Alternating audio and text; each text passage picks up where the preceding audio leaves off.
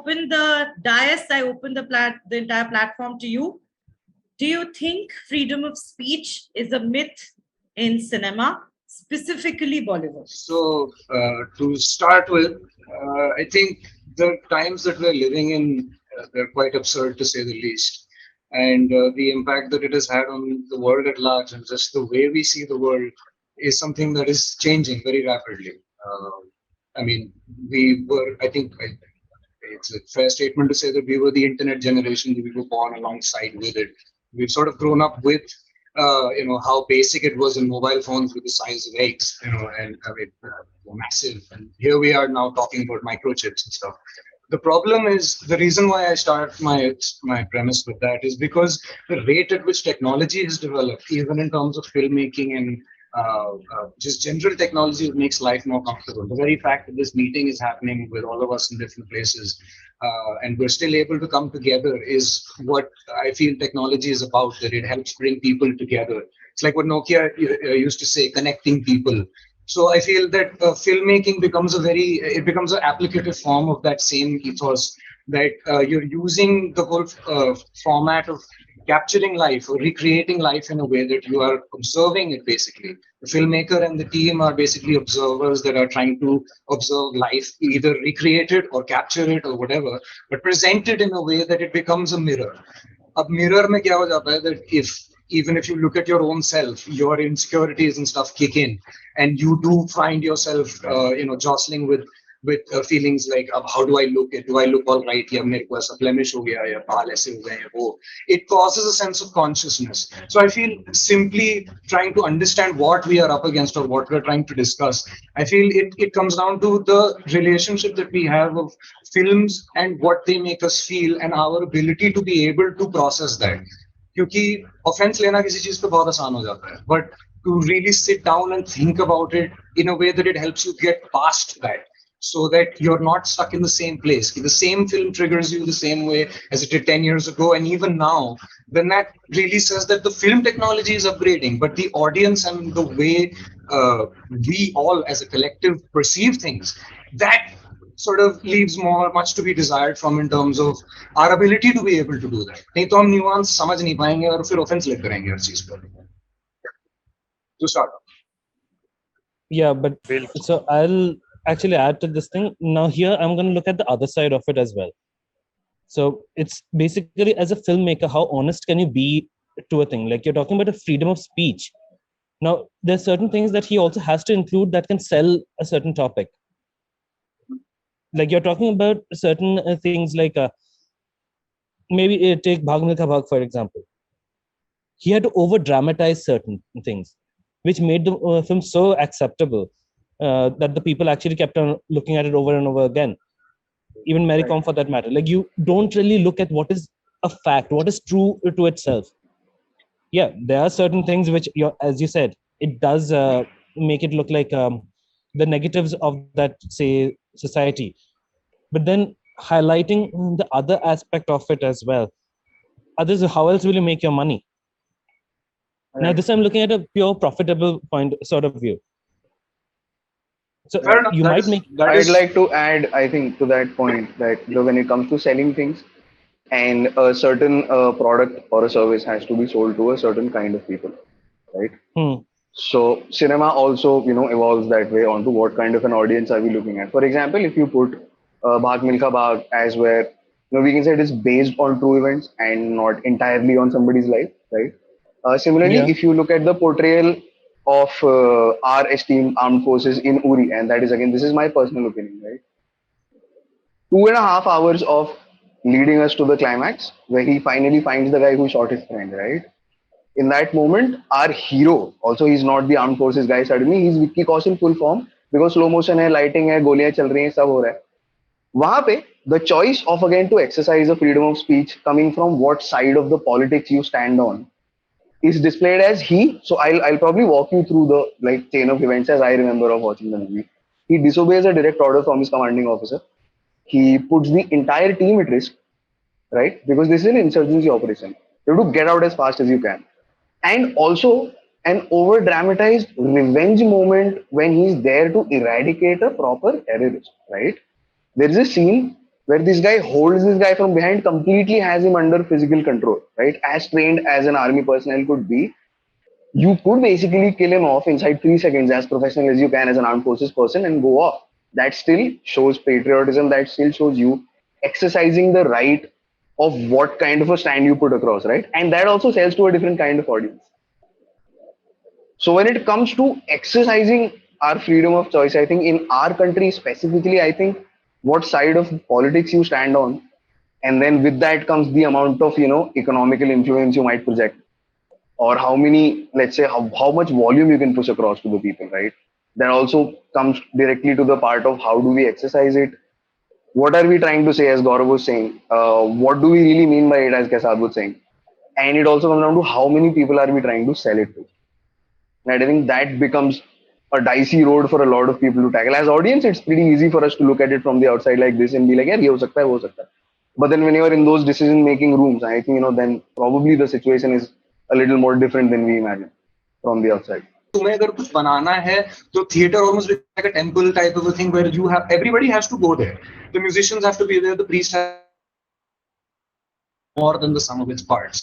And unfortunately that gets lost in the filmmaking process, because the idea again becomes to have deadline कि पैसे इतने लगे हैं, हमारा return of investment होना चाहिए, अब लोग पसंद करेंगे नहीं करेंगे, लोग देखेंगे नहीं देखेंगे, और उसमें when that narrative takes over and वो हावी होने लगता है, you start to move towards that line of appeasing your audience, that you become too afraid of saying anything that might offend them or might be something that is unsettling. But then, as we all know, the point of art is to comfort the disturbed and disturb the comforted that way. तो वो एक fundamental violation वहां पे हो जाता है जब हम सिर्फ उस चीज की फल की चिंता करने लगते हैं, rather than and the karma ends up getting defined because of that. कि मैं किसी को ऑफेंड नहीं करना चाहता, इसीलिए मैं बहुत सेफ पिक्चर बनाऊंगा. अब वो सेफ पिक्चर तुम बनाओगे, उसका एक जो कॉजालिटी होती है वो ये भी है कि वो it will not do well. You somewhere have to make a film that shakes up the audience in a way कि it gets people curious कि भाई सीन क्या है, एक बार जाके देखते तो हैं, एक बार देखे तो सही, समझे तो सही. This solution can be achieved if we create some sort of a channel where there is open discourse, there is open dialogue, where a whole bunch of passionate people who will sit down with Bollywood filmmakers like Mr. Karan Johar and the rest of the elites that we have, sit down and have a discourse, ताकि filmmaker को भी irritation ना हो यार कि मैं film बना रहा हूँ और तुम लोग हर बार उधेड़ देते हो. फिल्म वॉचर्स को इरिटेशन ना हो यार कि तुम लोग हर बार वही फिल्म बनाते हो यार. तो to make it a compromise in a way कि दोनों लोग का फायदा हो. Because I am saying this because मैं फिल्म मेकर भी हूँ, एक्टर भी हूँ, डायरेक्टर भी हूँ, और एक आम आदमी भी हूँ जो फिल्म देखने भी जाता है. तो somehow I can't find myself being biased to one particular standpoint because I love the art. And I speak from the point of view of evolution of Indian cinema, that it is what we have in terms of the legacy of Indian cinema. And where we are currently, I feel we have strayed a little bit. And that straying has happened because the communication fundamentally that is responsible within the team, with the audience, with all parties involved, the quality of that is reducing. That is the problem. कि हम सुन नहीं रहे हैं, हम बात नहीं कर रहे हैं, और अब हम करना भी नहीं चाहते कि लाइक अब तुम रहने दो, मैं बना रहा हूँ पिक्चर, तुम्हें आना है देखो, नहीं देखना मत देखो. Which is okay, but it doesn't help the collective. It doesn't help all of us. It creates more of a divide rather than bring us together like this to sit down and bash it out. कि हम समझे तो सही कि scene क्या है. Yeah, so just about this. Bol. Go ahead. So adding to what he was saying, right? What kind of a narrative are you putting out? And like coming back to where you started, like the commercial angle of the entire thing, right? You need a certain amount of money to get a project rolling. And then it has to be based on a commercial timeline, right? There is a financial calendar that goes along with the project calendar, right? And then if you look at how movie deals are done in our country right now, right? So I was, wanting to be a part of the session that is going to be next, but I chose not to. But during my research, what I found was, right? So on a budget of 68 crores, Kabir Singh made 368.02 crores, right? That is 6 times the ROI you're talking about. As a salesperson, that boggles my head. I'm like, ये बेच कैसे दिया तुमने? Right? But the thing is that now to create the 100 crore movie club in our studios, that is a big deal, right? That is a prestige issue almost. 38 crores were already paid by PVR and Amazon for the rights, right? So before the movie is released, I've recovered 38 crores through the deals that will go whatever happens after the release of the movie, irrespective of that, right? So the commercial angle that way is when it is dominating the proceedings of the art that you're wanting to put through. Who is to say that is also not the cause of the creative decisions being made while the project is running? Take Tandav's example. Now it's a completely different platform. Sure. Now there also, if you see, a person is just expressing the way he would show, like how a college team would present. That person's identity is not at all in question. His religion is not in question. His what do you call, his background is not being highlighted, but at the same time his entire thing was just ripped apart by the audience. The audience did a background check, and then the audience literally took it on a different level, which was the same with Kabir Singh also, and which was the same with Sardar Hashmi's event. Because it here, freedom of speech, right now, I'm not talking about deadlines or like why it should be restricted, because your audience is not willing to accept a certain viewpoint.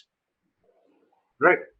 But then in society, how do we further discourse? If you and I stand to disagree on something, somewhere you and I have to find a common ground, sit down and really understand what you are going through, what I'm going through. And that's the whole empathy point of view. Unless we are empathetic to the parties involved in the conflict, we will never really be able to come towards an amicable solution. Amicable solution बोलना बहुत idealistic और childish हो जाएगा at this point बाहर grown up world में, क्योंकि ऐसा नहीं होता है, क्योंकि but हम point ये कि भाई हम कोशिश भी तो नहीं करते ना कि sit down and because we are coming from an education system जहाँ पे बच्चों को मारना पीटना was seen as normal. कि पेरेंट्स आके बोलते थे कि मास्टर जी करे तो आप लगा देना दो, कोई दिक्कत नहीं है. My point is, it's that handing over the autonomy of to practice violence on your child is something that is very ingrained in our culture because of the fact that common people do not trust their own judgment. They want somebody to show them the path. तुम अपना दिमाग जब तक सोच के लगाओगे नहीं, you will always be in that position where you will be impressionable and you will always find yourself swaying with whatever majority flow is happening. Because you will not find any sort of internal resistance or a voice within yourself that will tell you where you personally stand given your life. हो सकता है कि तुम्हारी जीवन में तुम जिस चीजों से गुजरे हो और जिस चीजों के खिलाफ तुम खड़े हो, those are completely opposite. Like it makes no sense for somebody that like coming from trauma to be somebody that becomes an advocate and actively does trauma to other people. It doesn't make any sense. That would mean that तुमने खुद अपने ऊपर उतना काम नहीं किया है to understand what your relationship with yourself and the world is. So as people that are creatively inclined towards any sort of a profession or any job, I feel that can be done creatively, the common point of it comes down to being honest with yourself. If you cannot be honest with yourself, you can never expect to be honest with your audience ever. Matlab, I would like to cite the YouTube example that YouTube is something that has started off as a massive, is a movement, is a revolution almost in our times. And even if you study enough statistics, the past, since the pandemic, I've had a lot of time. So I've been doing a lot of research on YouTube. And the common thing that you find is basically that people that honestly have a passion and they have a voice and they have something that they want to exercise and do, have found a platform like YouTube absolutely fantastic because they were able to reach their voice to all sorts of, all corners of the world, which makes the world a smaller place because we have friends all over. So the point is, if humanity as a collective is coming together, dhire dhire, we are coming closer to each other in our hearts, the volume with which we talk to each other is also automatically going to go down. Shanti automatically शहर में आ जाएगी अगर हम एक दूसरे की बात समझते हैं कि हमें चीखने चिल्लाने की जरूरत नहीं पड़ती है. एंड बाय चीखना चिल्लाना, I don't mean just literally, I also mean that as a metaphor as well, that even in that sort of a state, we're not moving towards a constructive dialogue. A dialogue can be destructive amongst many other things, as we all know as theatre fans, कि एक scene को, एक line को 50,000 अलग तरीके से बोला जा सकता है जिससे उसका मतलब बदल जाएगा. तो मैं वही कह रहा हूँ, अगर इतनी सी ये इतना बड़ा रूल है कि just the line that I say I love you, I can say in 50 different ways that will give you a very different feeling. I could say it in a way that you feel it. I can say it in a way that gives you the creepers, like, wow, okay, yeah, back off, buddy. My point is कि अगर किसी भी idea को किसी भी किस्म का shape दिया जा सकता है, just like a potter can take clay and make it molded into any shape, but it remains. Neil, why don't you share your views on this? Yeah, I was going to come to Neil. So Neil, yes. Neil has been, yes, of course, please. No. On to you. Like, if there's any like other segue with which you want me to begin, that's fine. But I also had a few add-ons to what Kaizad was saying, and a few cases in point two. Can you follow me? What I'm saying? Is my audio clear? Yes, absolutely. All right. Go ahead. So, one major thing, like with YouTube, what we've seen, it's especially with Vivek and what Anand Patwardhan has been doing in the recent past, and how his documentary has been traveling. And YouTube is one of the major platforms and sources through which they are reaching out to people. One also needs to understand that the onus is not always on the artist, on the storyteller, and the platforms, the medium has to be very, very conducive for good art, good stories to be told. There's this one famous quote by this media theorist known as Marshall McLuhan, who says, medium is the message. So your medium in many ways defines the scope, the meaning, and also the source of your message. So what you can see on YouTube today is probably much, much more inclusive and covers many more voices than YouTube ever reached out to people in back in say 2006 or 5 because of the digital divide available. Now with TikTok, what we see, the different stories coming out from different people, and how the uproar against TikTok and how Instagram Reels wanting to take the space of TikTok, but not actually taking it completely because Instagram still had a very tier 1, tier 2 city approach. B, Instagram already had a clutter for the TikTokers. I'm not using it in a very derogatory way, but since they identify themselves demographic as accessibility. TikTokers, so the demographic accessibility is challenged in many ways, and the status quo doesn't remain the same, and they don't get to challenge or disrupt the status quo from the same standpoint. So when we talk about freedom of speech, the freedom of speech is very, very negotiable in many ways for people from different classes, using different mediums and representing different collectives and voices. So even in a democracy like ours, where say in 1921, like as we speak, Vidur, Bhakta Vidur was this first film that had to see serious criticism from the government because this was this allegory against the British rule played in Majestic Cinema, Mumbai, where Vidur, the Mahabharata character, was being portrayed as Gandhi, who was challenging the other Kauravas who were dressed up like British soldiers. So our country has had many other people managing us, and the discourse has just found different tones, different faces, but the same dynamic over the many, many years. So when we talk about freedom of speech, even in our own stories that we tell, that's negotiated. And we always have to negotiate our freedom of speech as artists. I don't know whether that's desirable or not. However, that is how most stories that have been told before, be it Yuva, be it a Rang De Basandi, that can't be released today, or a Haider that can't be released today, or a Deshbhakt. Not at all. So while Neil is getting it back, I would quickly want to throw light. As members and representatives of the youth today of our country, right? And we all know that we're, as we say, we're the change bearers and anything like that. And with the youth, the OTT platforms have come in, right? We just spoke about YouTube at large, of course. But I'm saying in general also, there are other OTT platforms. And I don't know if you'll agree with me, but very few of us actually turn on the TV and watch TV for, cable and anything like that. We don't anymore. So yeah, so now that, of course, now that we very know that the change has happened, and the change has happened very aggressively, and we are here with OTT platforms now. So do you think that this freedom of speech that, as Neil rightly said, that has to be negotiated, and it has always had to be negotiated from the beginning, is what I read the consensus of the group is. Do you think that has slightly more fluidity or is slightly more dynamic on these OTT platforms as compared to mainstream cinema? Do you think that mainstream cinema has more rigid rules and regulations that one has to adhere to as compared to these OTT platforms? Right. I think I'd like to add to that. Right. That is why, please. the premise of your statement is why the government wants to now interfere with OTT platforms. Right. हम बताएंगे तुम क्या बनाओगे. Right. They were separate from the film industry that way, right? Because every movie has to go through the censor board and the bureaucracy has to go on before it actually reaches the public, right? That certificate has to supposedly be earned through the government, right? Before the movie.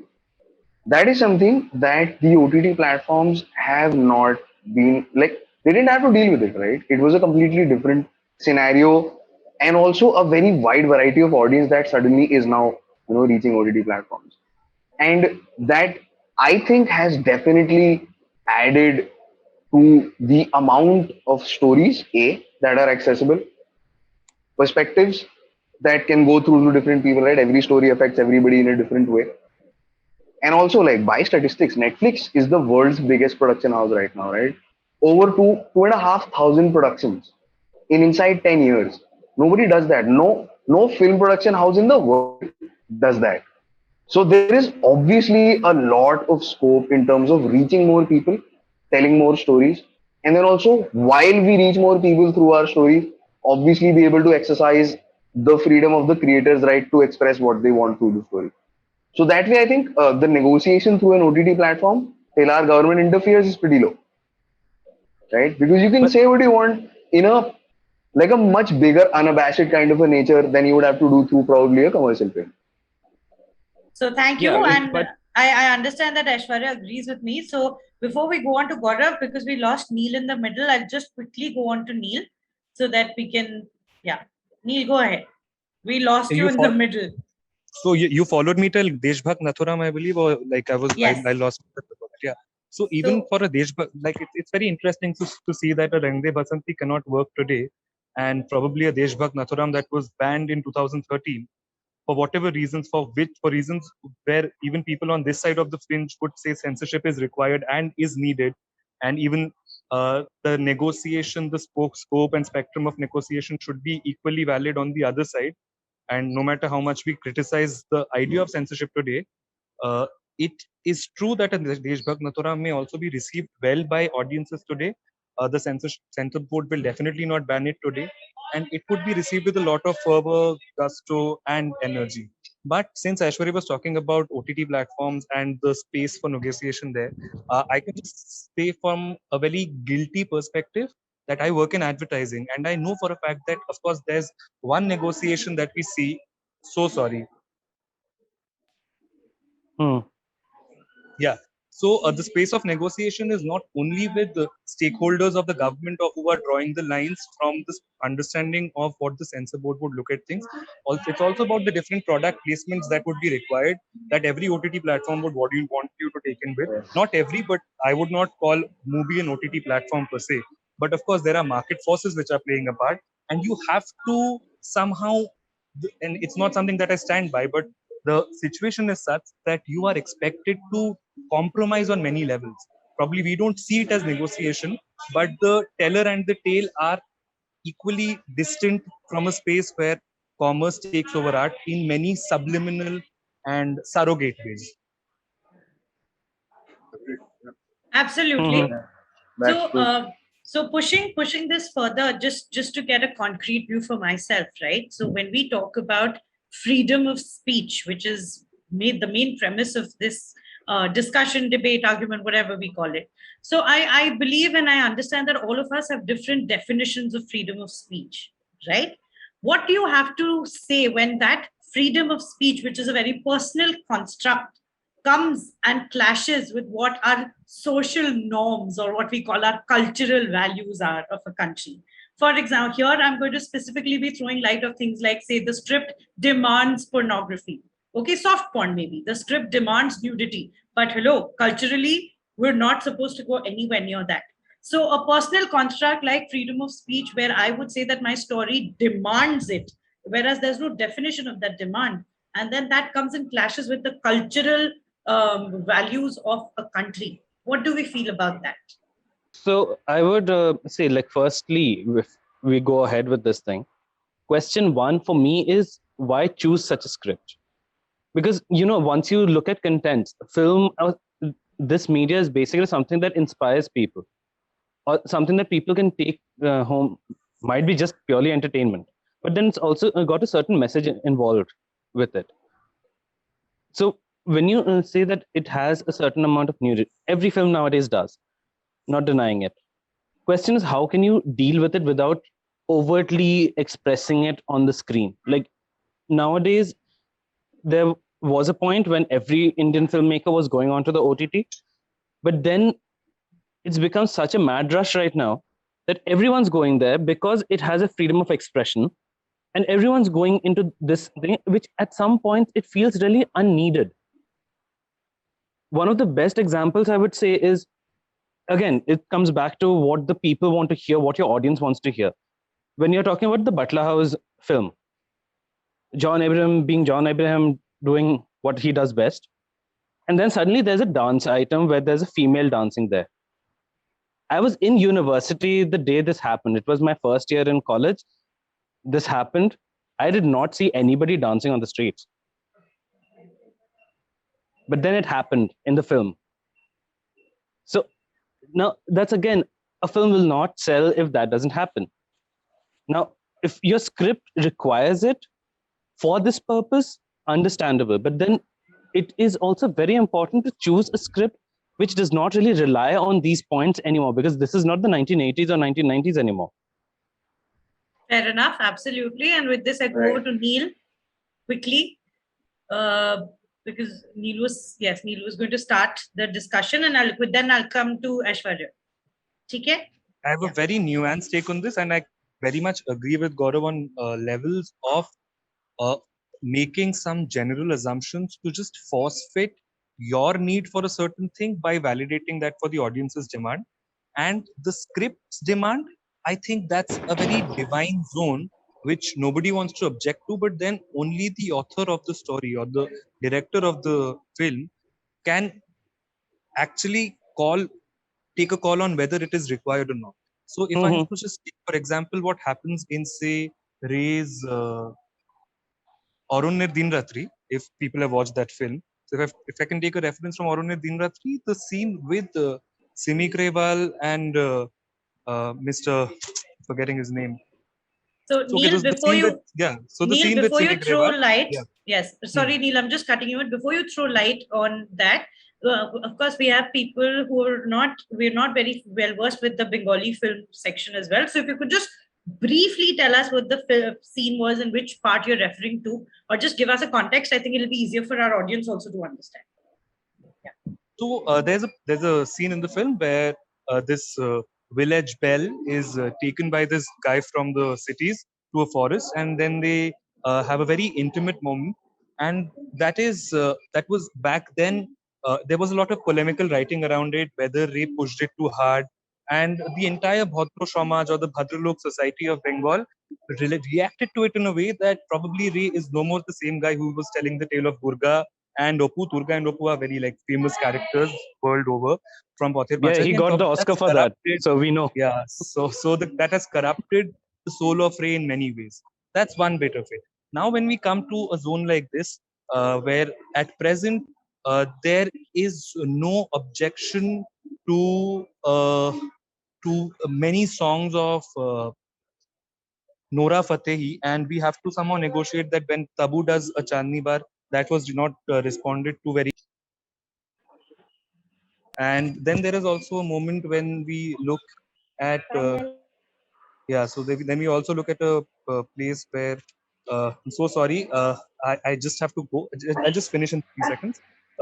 There is this situation right now where different OTT platforms have been come to identify for different cultural spheres that they're adhering to. Say for an MX player is not actually dealing with the highest common denominator of the country, and they are very happy with the lowest common denominator of the country.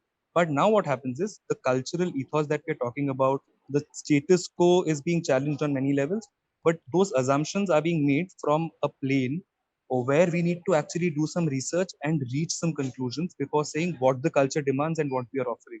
There's a lot of ambiguity around that, and we as creators need to draw some lines, sit down, have a lot of discussion around it, have a lot of speaking around it, a lot of talks around it to properly understand what culture is, what we are doing right now, and a diverse society like us will respond to it in different ways. So where is commerce ending? Where is art beginning? That's a line which is very blurred right now. That we need to understand. I'm so sorry I had to cut it short. I just need to get it. Thank you so much for expressing it so beautifully, Neil. And yes, with this, we move to our last leg of the discussion. So we will now move ahead to concluding remarks. I will go to Aishwarya. And for anything that you have your take on this particular topic or just would want to conclude with, we'll move to that, because I love the debate. I love how passionately we're, on this topic, but we'll have to close it soon because we're nearing 6 o'clock. Yeah. Definitely. So I think coming back to the point that what the culture demands is a very broad appropriation that way, right? Because then the definition of culture, and then again, what Neil was saying, right? To what people is your story aimed at, right? Alt Balaji is perfectly happy selling softcore porn, right? No problems. Subscriptions are galore year round, but then would you want to go and probably let's say you wanted to watch Mission Impossible right, online, you would definitely go just to Netflix, right? Not anywhere else, right? So because it's defined as an audience and what it's done, right? And that is where I think generalizing Indian culture that way, we are the land of Kama Sutra, right? So then, and also everybody makes maybes. That is why we are here talking about it, right?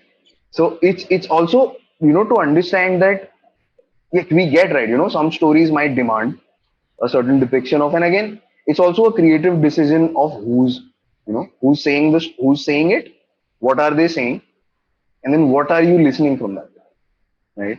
So that is where I think we as audience members have to meet the creators that way, right? कि ठीक है ना, culture से अगर relate नहीं भी करता है, so let's say if we remove culture, is there any other point somebody who would want to oppose a story, right? That is where I think the discussion needs to go there, right? Because just saying that something is against our Indian culture is a very broad appropriation for me for any kind of art form, right? Cinema is the most dense art form in the world, right? It combines so many senses that you involve. That is why the storytelling becomes so powerful. Correct. Now, Correct.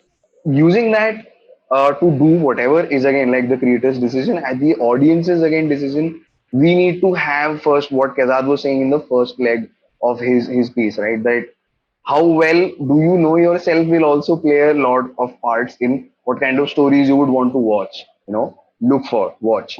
It's available, content is available everywhere, film content is there, right? Indian cinema, foreign cinema, regional cinema, there is so much in the world to watch.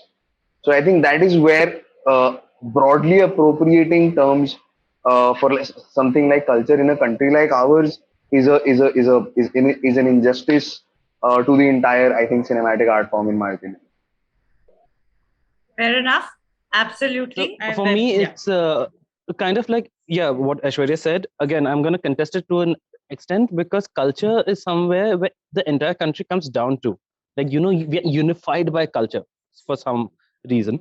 Because when you see, when Satyajit Ray even made Hero Krajar Deshe, which was a complete spoof on the emergency during Mrs. Gandhi's time, or even films like Andhi, they did not really face, or you won't find reports of facing too much backlash because people were irritated or they had a certain mindset against it, and a lot of people were affected by it, which again got them to that to appreciating that platform or that expression. Now here there are certain things in which if religion is a topic, it is a sensitive topic, and it is shadowed or touched in a manner or in a not a very well thought of manner, then definitely people are triggered by it. So there are a lot of things into it: politics, religion. Like I'm guessing the only selling point here is family drama, or a story where three guys just might have a lot of money and go to Spain. Fair Stuff enough. like that. Fair enough. We go to Kazad. So one very interesting thing that I just observed from the last few minutes was this OTT ka ek dusra side, which I hadn't thought about honestly, is how it's creating almost a divide in the audience as well. It's creating tiers because all these OTT platforms require a certain amount of subscription to be paid every month, which is not something necessarily everybody can afford, or we can't really assume that everybody can. It's not something as a given. मतलब क्योंकि just because cinema घर भी है इसका मतलब ये थोड़ी तुम सारे टाइम जाते रहोगे वहां पे, वो पहले भी नहीं होता था. Except the thing is कि now because of OTT the cinemas come to your laptop, to your computer. So again it brings me to what I was saying earlier, that technology is absolutely pushing the very limits, that envelope of what is possible in terms of bringing human beings closer. If technology was almost a person would say that, look, bro, I'm really trying to bring you guys together. But if you would just get past what Gaurav was saying, culture is again something that is always evolving. It is constantly in a state of flux because of the fact that the world is changing and new discoveries are made. We discover new things. But agar science nahi hota, agar research nahi hoti, if you didn't have curious people from back then till now, we wouldn't know the things that we now know and take for granted. I mean, most people don't know how to make a cell phone, but they know how to use one. So again, it's also become part of our culture. It defines us. So that we have uber excellent technology that we can connect with anyone we don't want to. Now it has given us the choice that we are now considering कि हमें अपने circle में किससे बात करनी है, किससे बात नहीं करनी है, क्योंकि it is now no longer a matter of accessibility. So what I'm getting at is that technology, given what we have, the access to excellent technology, and I'm also taking a side note to emphasize and applaud the technicals of the Bollywood film industry, that all the technical stuff that goes on behind the scenes, the music arrangement, the camera work, the editing, the film grading, all of these things that are proper crafts have gone, like the level is now unimaginable how beautiful these films look. They are exceptional pictures, except the moment when the people start to open their mouth and start talking, which is where you hear the story and you are left with that feeling ki yaar, all of this razzmatazz, all this beautification, but at the end of it, it's lacking in substance. It is lacking in substance that you cannot tolerate that beauty, supposed quote unquote beauty, for more than a couple of minutes, which again goes down to it that this hot lust and all this physicality and appearance wala, I'm putting all of that into one metaphor box, ki wo sab bahar wala hota hai. Ultimately it fizzles out. The longest running relationships, marriage or platonic or whatever, are based on mutual respect, which is what comes down to as a basic tenet of humanity as well. It doesn't matter where you are in the world. As long as you're respectful, you will be just fine. Matlab, this is the same sort of thing that happens in the hardest, most hardcore places in the world as well. But they are actually surprisingly really nice to outsiders because unke saath they have no beef, as they say. There is no problem. Because there is a sense of curiosity. You're not coming with a prejudice. अगर आप already prejudice से loaded हो और उसके बाद आप इसमें घुस रहे हो, तो you are not leaving any space for that culture to evolve, for there to be new things that I will learn from my friends here and say कि oh, okay, maybe that was an interesting point, maybe I should give that a try and maybe that will help me. It's a very simplified way of looking at what is possible कि हम क्या करें, सोचो उसके बारे में, समझो. But जब तक वो नहीं होगा, वो तो वही होगी तुमने बना दिया. It offends me. I feel really mortally offended that you said something. But my problem is, even if I was to respect your offense, you still will not be able to completely have my respect because you do not have the articulation about your offense. What is it that offends your sensibility? As long as that is not articulated to the person in question who is being accused of a mortal crime, we are not going to make progress. And then I am not left with any choice but to think you are picking up a rada just for the sake of picking up a rada. The constructive dialogue, you are not a film person. Because if you were truly a film person, you would sit and think about it long enough to really know why. Why did it piss me off? Why did I not like it? And what can be done about it? It also evolves you as a film watcher. नहीं तो क्यों देख रहे हो film भाई? But क्योंकि वो भी हो गया इंडिया में फिल्म बनती है टाइम पास के लिए, ओपनली बोला जाता है कि दिमाग घर पे रख के आओ. You have professional movie critics that say that this is one of those movies that you leave your brain at home on a Saturday evening, go with your family, have fun, but don't expect to, भाई दिमाग मत लगाना नहीं तो तुमको ही चोट पहुंचेगी. Why have we made this an accepted norm? Why do we insult our own intelligence by accepting garbage like this? जो हम खुद एक अपने आप को एक पर्टिकुलर हालत में करके हमें उसे टॉलरेट करना पड़ता है. No, absolutely. I'm going to take it down from Kazad here, where, sorry, Kazad, I interrupted you in the middle, but there was one point that I absolutely love from everything that you said is, as filmmakers or as audience, I think what we have to do is we have to take that time and introspect within ourselves कि ऐसी कौन सी चीजें हैं जो हमें offend करती हैं और क्यों offend करती हैं, क्या हमारे पास answers हैं कि क्यों offend करती हैं. और ये जो set culture है हमारे country का, जिसमें लोग आजकल very sadly but लोग आजकल हर चीज पे offend हो जाते हैं, and a film after being released also has to be pulled back, reworked on, deleted scenes, all of that. So I think one of the main things that all of us need to together figure out is that what it means to me and whether what means to me is because of my understanding or whether it has been passed on as conditioning, just handed over on a platter to me. Right. Exactly. Yes. Right. Yes. Absolutely. So, Exactly. thank you so much. With this, I think today's debate, I don't know what it'll be once it reaches the audience, but as a moderator today, when I was being a witness to this, it has definitely given me a lot of points where I would want to sit, take those 10 minutes and just ponder upon some basic definitions of things like, अगर मेरे को nudity भी offend करती है तो क्यों करती है? क्या इसलिए क्योंकि मेरे पेरेंट्स ने हमेशा बोला है कि अपने आप को ढक के रखो, कि इसीलिए कि मेरे को उस चीज को देख के डिस्कम्फर्ट हो रहा है. So definitely, all of us, I think this is a request that we as a team. Yes, absolutely. Absolutely. 5 paise ka point add kar raha hu bas. The little cherry. Like I believe I was trying to look for that quote, I couldn't find it, but I think it was Voltaire who said that if in a society, if you want to know who rules you, find out who you can't make fun of. And in that case, जो अगर उस line को देख के हम अपने खुद पे लगाएं, तो वही हो जाता है कि do our ideas govern us? Or do we govern our ideas? Our ideas, because absolutely. If the idea is not my own, I have not thought of it and arrived at it within अंदर से बाहर, तो वो बाहर से अंदर है. So बाहर से अंदर could be anything. You have accepted it, अपनाओ it, but तुमने कभी really देखा नहीं कि मेरे घर में ये चीज रखी हुई है. What do I really think about it? Do I really even want it in my house? And I'm saying your home as your spiritual body. Do you want that idea and that notion in your head that completely colors the way you look at the world? That is, I believe, a great injustice really to the person. कि तुम जैसे देखना चाहते हो तुम देख नहीं पाओगे. 100%. And with this, we just quickly move on to Neil. Neil, any concluding remarks? Any concluding points? He's already on his seat. I'm feeling anxious looking at him. This is a very exciting debate. One of our participants is moving through the checkpoints. Very nice. Then that's where we start drawing our own negotiations for the freedom of speech that we have. And I don't want to give away any.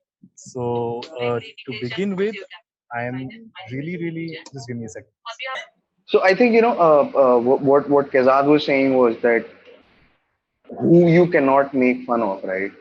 It directly also links to, again, like the politics of age demographics in every country. So us, being a 45+ percentage of population under the age of 40, currently, obviously going up, right? 12,000 babies are born every minute in our country. So with that, it also adds on to, again, like what stories do we want to, get across to people, right? What stories do we get across to people? And then culture obviously plays a part in how do we receive them? How do we even think about them, right? As we all accept that, सोचना तो चाहिए ना उसके बारे में क्या हो रहा है, क्यों? Like whatever, if you like it, why do you like it so much? If you're offended, what offends you so much about it? And even if you have like a flat line with it, so then also you must have thoughts, right? And I think that is where for every creative person, they should have that space कि उन्हें negotiate करनी ना पड़े अपनी freedom of speech. अगर वो कोई कहानी सुना रहा है तो उसके perspective से सुन लो ना. तुमको अच्छा नहीं लगता तो कोई बात नहीं, सोचो उसके बारे में. अच्छा लगता है तो बढ़िया, और सोचो उसके बारे में कि क्या कर सकते हैं. But I think for a filmmaker, I think as an audience and as an editor, I think, it's sometimes it gets a little claustrophobic to really express what you want to say. क्योंकि फिर उस पे ये filter लगाना है, इसको नहीं offend करना, ये नहीं करना, वो नहीं करना, तो ultimately बचा इतना सा मेरे पास बताने के लिए, right? And then उसके अंदर फिर तुमको navigate करना पड़ेगा कि यार political channel है कि मैं politics की किस side पे खड़ा हूँ, मैं country में अपने culture की किस side पे खड़ा हूँ, मेरा economic strata क्या है जिसके अंदर से मैं कोई story बोलूंगा तो उसको कैसा reception मिलेगा. It is all things combined, and I think that is where I think as the audience of the new age, our support should be that no creative person who wants to put forward a story should have to negotiate what they want to say. Thank you so much. That is very, very strongly put. And a round of applause for this, that one line. Yes, Neil, we go on to you. Yes. So I was very much awed by this one line that Kezad said, that even if you have a discomfort, you should have the right articulation for the discomfort that you have. And that's very, very important. And अगर हर कलाकार के अंदर एक चुल होनी जरूरी है और है भी, उसके लिए जरूरी है वो कला के माध्यम से हो. I think there's a lot of discourse around how artists should put their point forward, and there's a lot of theoretical understanding and writing around artists. But somewhere within your art has to challenge status quos, your art has to challenge establishments, and your art has to also challenge established norms of theatre. If intimate theatre is taken up as an instance which just stopped with the pandemic, one needs to understand for a fact, one needs to understand for a fact that before that, the proscenium was dictating its terms, its performative ideas and indices on people to only perform in a certain way, in a certain sense. So it's very, very important to mark the way with your art, with your culture. Even 30-second reels are, I would much rather speak louder than the announcement voice. So even 30-second reels are a space to tell your story. Even Telebury Tiny Tales is a way to tell the stories that no major studio would back. And that's precisely where, as filmmakers, as artists, as storytellers, we need to understand that beyond the different formats and limitations of the mediums offered to us, we need to keep telling our stories. So it took a pandemic for us to realize that a Suryavanshi cannot be accepted by everyone, and the producers would not want to bring out a film that would not be accepted by this major chunk of the pie that was earlier underestimated, neglected by the distributors mafia, by the PVR mafia, by the other nexuses that was running the entertainment industry. It's strange that all of this is just random and defined by events that are not in our control. But then what is art that is not vulnerable, that is not unpredictable, and that is not very, very energetic in just taking up every challenge? So I just definitely think that one needs to keep talking, one needs to keep expressing, but one also needs to make sure that the craft of the art is always respected, and the films should look more and more beautiful. The color graders, the artists, the editors, the mise-en-scène should get better and better with time. It's just for us storytellers to decide that the stories are still as evocative, still as provocative, and still as fresh for everyone to gather. And I would like to conclude with that. And I also want to apologize to everyone on this panel. This was completely unplanned. But the fact that you are here with us and you were with us for an entire hour and you gave us your views, these are extremely precious to us. Thank you so much.